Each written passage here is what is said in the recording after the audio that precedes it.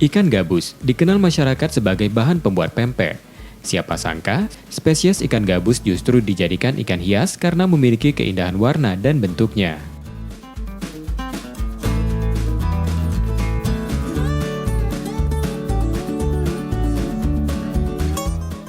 Di Palembang, pemelihara ikan gabus hias menggelar kontes bertajuk Cana Maru Kontes.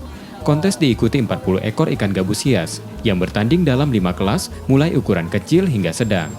Dalam kontes ikan gabus, penilaian diberikan berdasarkan keindahan warna, corak bunga, anatomi tubuh, dan mental ikan.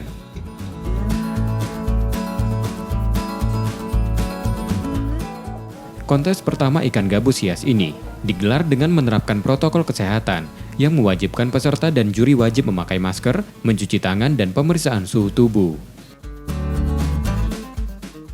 Kalau untuk penilaian itu dari mental, penguasaan tank,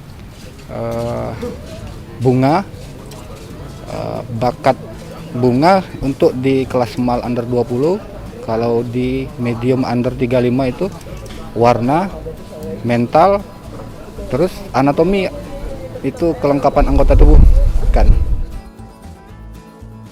Awal pandemi COVID-19, pamor ikan gabus hias mulai naik dan menjadi penghuni baru di akuarium pecinta ikan hias.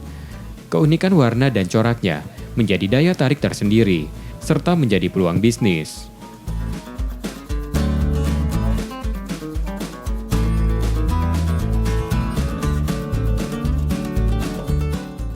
Bibit ikan gabus hias dihargai mulai dari puluhan ribu rupiah per ekor.